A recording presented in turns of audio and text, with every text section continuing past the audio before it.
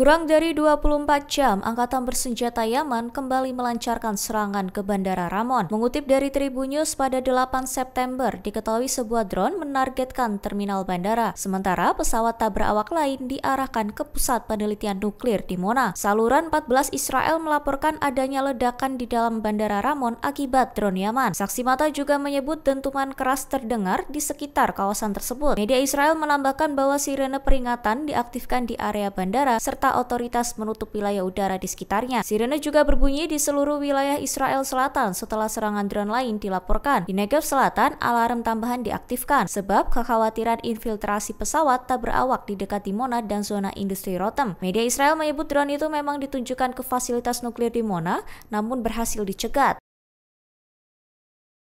Seorang aktivis Bosnia memperingatkan kemungkinan pasukan Israel bisa saja menggunakan tembakan untuk menghentikan armada bantuan menuju Gaza. Mengutip dari Tribun News, pada 8 September, ia menilai pasukan Israel bisa menggunakan taktik lain untuk menggagalkan perjalanan kapal. Aktivis itu menduga langkah itu bisa berupa tembakan langsung atau upaya menenggelamkan kapal. Jika hal itu terjadi, ia menegaskan peserta misi lebih memilih menyelamatkan rekan-rekan mereka ketimbang melanjutkan perjalanan. Selain itu, dilaporkan kesadaran masyarakat Eropa terhadap situasi Gaza meningkat setiap hari. Bahkan, armada internasional itu juga mendapat dukungan luas dari berbagai negara. Ditaksir, Israel kemungkinan tidak akan menahan para peserta. Jet tempur Israel dilaporkan melakukan serangan udara di pedesaan Homs, Suriah pada Senin 8 September 2025 malam. Mengutip dari Al-Mayadin pada 9 September, bahwa serangan itu dilakukan dari wilayah udara Lebanon Utara menurut laporan media lokal. Kantor berita Suriah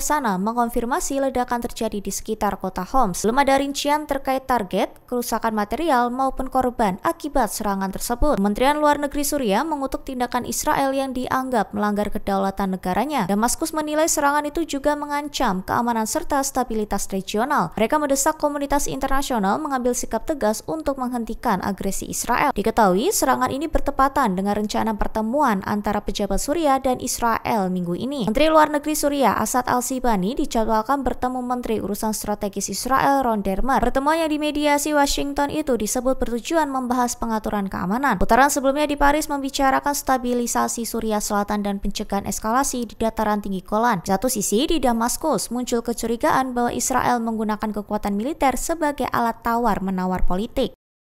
Perdana Menteri Israel Benyamin Netanyahu mengancam warga Palestina di kota Gaza agar segera pergi. Peringatan itu disampaikan ketika PBB menuding Israel melakukan pembunuhan massal terhadap warga sipil. Komisaris Tinggi PBB untuk HAM Volker Turk menilai Israel melakukan kejahatan perang berulang kali dan harus bertanggung jawab di Mahkamah Internasional. Seruan PBB itu muncul saat pasukan Israel terus menghancurkan kota Gaza. Pertahanan sipil Palestina melaporkan lebih dari 50 bangunan diratakan dan 100 lainnya rusak. Mereka menuduh Israel sengaja menargetkan blok perumahan dan perkemahan pengungsi hingga menghancurkan lebih dari 200 tenda. Masjid dan lapangan olahraga dilaporkan ikut menjadi sasaran serangan udara. Mengutip dari Al Jazeera, pada 8 September dilaporkan tak hanya genosida, Israel dituding kerap memborbardir bantuan dan memblokir jalur distribusi ke Gaza. Sementara itu, militer Israel sendiri mengakui 4 tentaranya tewas akibat ledakan bom pinggir jalan di Gaza Utara.